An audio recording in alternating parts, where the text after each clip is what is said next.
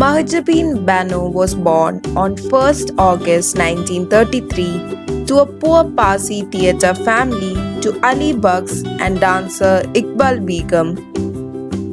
Her mother, Iqbal Begum, was a Hindu who later converted to Islam upon marriage with Ali Bucks. Mahjabeen entered films to support family in difficult times. She was 6 when hired for Leatherface in 1939 by director Vijay Bhatt and named Baby Meena. She never went to school and her education was the result of private tuitions. In every sense, she was self-educated. She concentrated most on Urdu, although she could get by in English and Hindi. She was nicknamed Reading Mahjabeen as she brought books onto the sets and went working on location. Her younger sister Madhu was also a well-known child artist by the name Baby Madhuri. She was cast under the name Meena Kumari in Ramnik Productions' Bachon Ka Khel in 1946.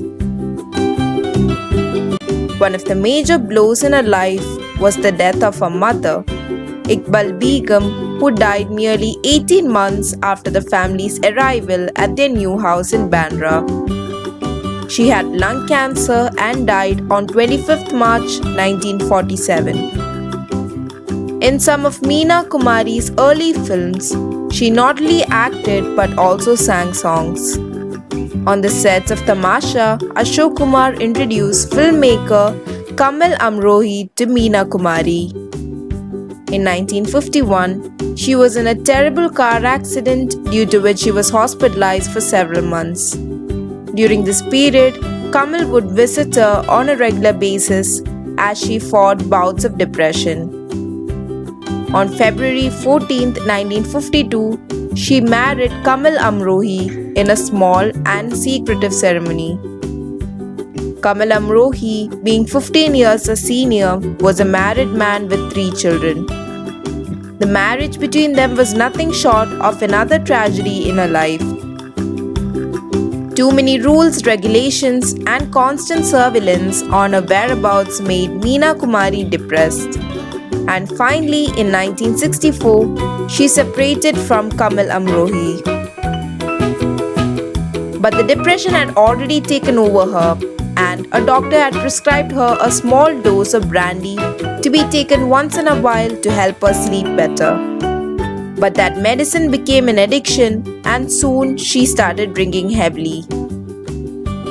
By 1968, her health had deteriorated to the point where she was sent to London for treatment, where she was diagnosed with liver cirrhosis. She had been advised by the doctors not to resume work immediately following her recovery, but she failed to abide by the doctor's instructions. Meena's health was so fragile that doctors had warned her that her next drink would kill her. Even though she left drinking for a while and recovered temporarily, her health was still a concern. And then came Kamal in her life again, but not for any personal gratification but for professional gains. Pakeeza was Kamal's dream project, which had gotten delayed because of the couple's split up. 3 weeks after the release of Pakeeza, Meena was hospitalized and went into a coma. 2 days later, she breathed her last on March 31st, 1972 at age 38. As per her husband's wish, she was buried in Shia Kabristan, Mumbai. Upon his death on 11th February 1993, he was buried next to her. She featured in around 92 movies in her illustrious career spanning 33 years. One of the biggest biographies of Meena Kumari was written just after her death by Vinod Mehta in October 1972. It was titled Meena Kumari, the Classic Biography. The biography was republished in May 2013.